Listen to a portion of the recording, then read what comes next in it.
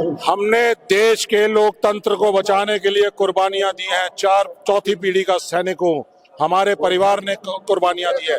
ऐसे ही तमाम सैकड़ों हजारों परिवार हैं जिन्होंने अपने खून देकर इस देश को आजादी भी दिलाई और आजादी दिलाकर लोकतंत्र की बहाली भी की, लोकतंत्र को चलाया भी है। आज लोकतंत्र खतरे में है। आपको मालूम होना चाहिए कि संविधान का सेक्शन 32, 54 और 72 ये अधिकार देता है सेना को कि जब जब लोकतंत्र के ऊपर खतरा हो तो सेना सुप्रीम कमांडर राष्ट्रपति जी के दिशा निर्देश पर स्वतंत्र भारत के अंदर लोकतंत्र बहाली का, प्रजातंत्र बहाली का काम करती है। तो ये हम पूर्व सैनिक सब लोग बाहर निकले हैं, हमारे साथ युवा निकले हैं, सब लोग बाहर निकले हैं और देश के अंदर जो लोकतंत्र का हनन करने का काम किया जा रहा है, हमारी वोट का हनन करने का काम किया जा रहा है, 140 करोड़ लोगों के वोट का हनन करने का काम किया जा रहा है, उसके खिलाफ हैं हम। अगर मुझे मालूम होगा कि मैंने वोट किसी एक जिसको मैं चाहता था उसको वोट दी है, उसके खाते में गई है तो सही है। जब मुझे मालूम नहीं कि मैंने जो वोट दी है वो उसके खाते में ना जाकर बीजेपी के किसी कैंडिडेट के खाते में जा रही है, तो ये देश की स्वतंत्रता का, देश के लोकतंत्र का हनन करने की बात है।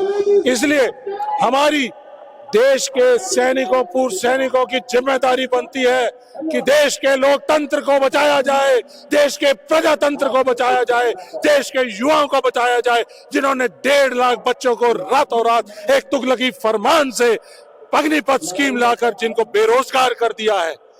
इस देश को बचाने के लिए हम लोग आगे आए हैं। इसके लिए पहले भी कुर्बानियां दी है, आज भी कुर्बानी देने के लिए तैयार है, लेकिन प्रजातंत्र को बचाएंगे। ये पूर्व सैनिकों का, युवाओं का, देश की जनता का, 140 करोड़ लोगों का फैसला है। मोदी जी हर स्कीम के लाभार्थी बताते हैं, अरे बच्चों इधर आइए, इधर आओ, ये है मेरे अग्निपथ स्कीम के लाभार्थी जिनको रातों रात एक तुगलकी फरमान से बेरोजगार कर दिया। 2019 से लेकर और 22 तक वो चुने हुए कैंडिडेट थे, भावी सैनिक थे, उनको बेरोजगार करने का काम कर दिया। ये हैं जो 1100 किलोमीटर चलकर चंपारण की धरती से, सत्याग्रह की धरती से दिल्ली आए हैं।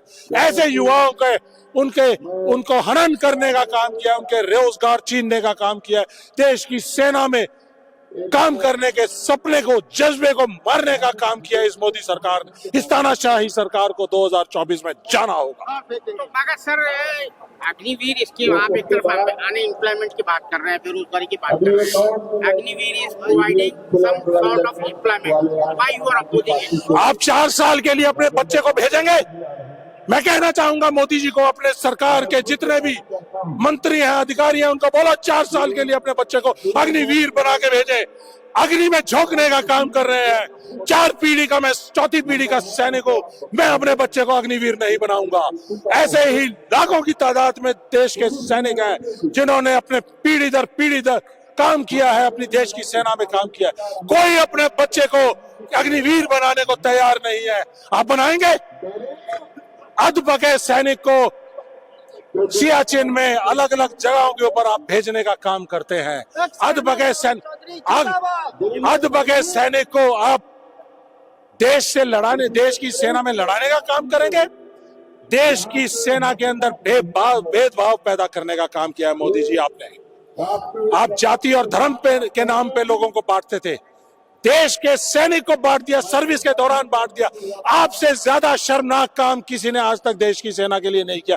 आपके देश के शहीदों में भेदभाव कर दिया। अग्निवीरों को कुछ दिया जा रहा है और रेगुलर सैनिकों को कुछ और दिया जा रहा है। कैसी सेना की कल्पना करते हैं मोदी जी आप? इसको अग्निपथ स्कीम को जाना होगा। जय जवान कैंपेन कांग्रेस पार्टी ने, हमारे जननायक राहुल गांधी जी ने ये लॉन्च की है।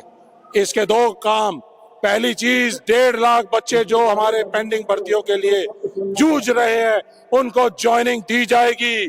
अग्निपथ स्कीम को खत्म किया जाएगा और अग्निपथ स्कीम को खत्म करते हुए ओल्ड भर्ती स्कीम को लागू किया जाएगा और साथ साथ देश के 1 लाख अग्निवीरों को रेगुलर किया जाएगा, परमानेंट किया जाएगा। ये कांग्रेस पार्टी का फैसला है। लेकिन वही आप जो कह रहे हैं 1 लाख अग्निवीर भर्ती हो चुके हैं, तो नौजवान तो बड़े डिस्परेट हैं रोजगार के खातिर, तो 4 साल की सर्विस करने के लिए तैयार है।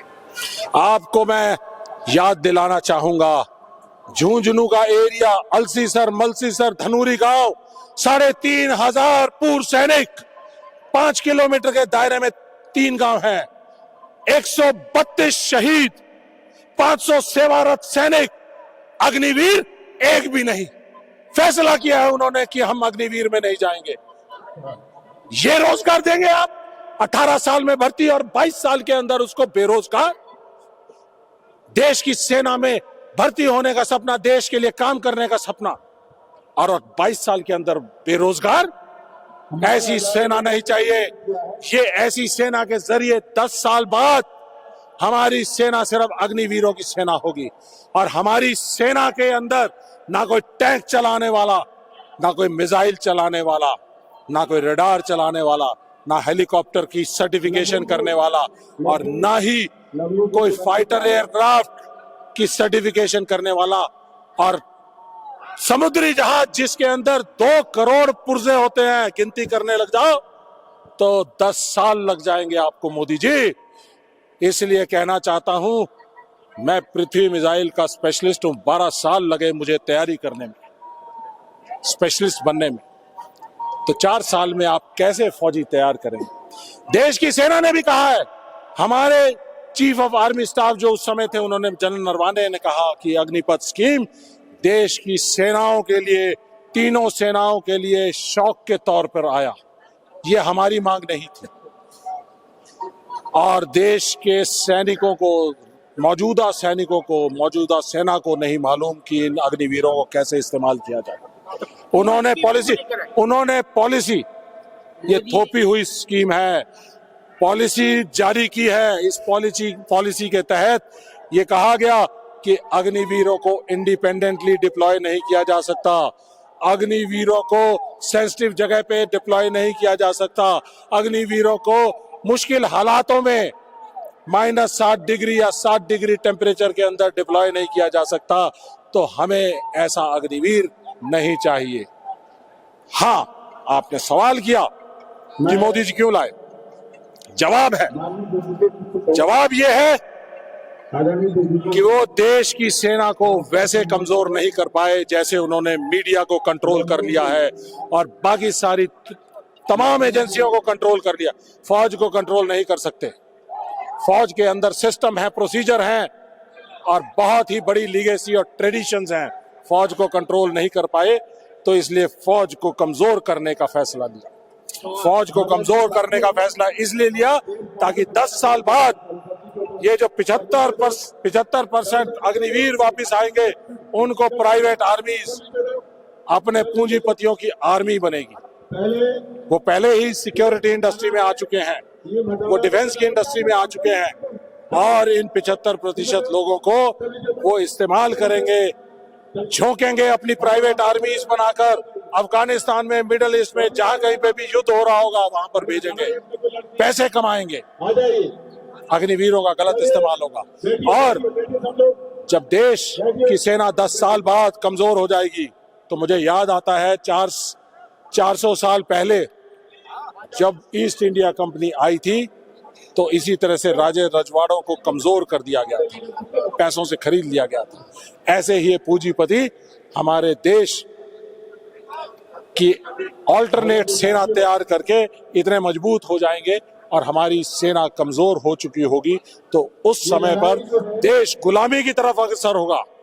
बीजेपी, आरएसएस देश को गुलाम करना चाहते हैं, अपने पूंजीपति साथियों के साथ गुलाम करके देश की 140 करोड़ जनता के ऊपर राज करना चाहते हैं। ये हम नहीं होने देंगे। आखिरी सवाल मेरा ये है आपसे कि चाइना ने हमारी जमीन पे कब्जा कर रखा हुआ है। हमारे प्राइम मिनिस्टर कहते हैं कि किसी जमीन पर कोई कब्जा नहीं हुआ है। हमारे प्राइम मिनिस्टर साहब कहते हैं कि चाइना ने हमारी किसी जमीन पर कब्जा नहीं किया है, जबकि कब्जा हुआ है। इस बारे में क्या कहेंगे एज ए मिलिट्री मैन? देखिए, जो हमारा डीमिलिटराइज जोन था चाइना और हिंदुस्तान के बॉर्डर के दौरान, लाइन ऑफ कंट्रोल में, वो तकरीबन 10 किलोमीटर का है। वो 10 किलोमीटर का एरिया ऑल अलोंग 3800 किलोमीटर का हमारा बॉर्डर है, उसको सारे के ऊपर चाइना आके बैठ गया है। 22 स्टेज की वार्ता हो चुकी है। जब 22 स्टेज की वार्ता हो रही है तो वो क्यों हो रही है, मैं मोदी साहब से सवाल पूछना चाहूंगा। मोदी साहब देश को बताना नहीं चाहते कि चाइना हमारे एरिया में आके बैठा हुआ है। देश की सेनाएं उनको पीछे करना चाहती हैं, लेकिन राजनीतिक विल नहीं है, राजनीतिक विल नहीं है, और वो सेनाओं को आगे, चाइना की सेना को पीछे धकेलने के लिए उनको आदेश नहीं दे रहे हैं। हमारे देश की सेना सक्षम है, वो उनको हटा सकती है, लेकिन पॉलिटिकल विल चाहिए। मोदी जी, जो आप कहते थे कि आंखें लाल करके हम चाइना को जवाब देंगे, आपकी वो लाल आंखें कहाँ हैं, आपके वो फरमान कहाँ हैं? क्योंकि आप चाइना से डरते हैं। आप देश की सेना नहीं डरती है, लेकिन आप डरते हैं। आप चाइना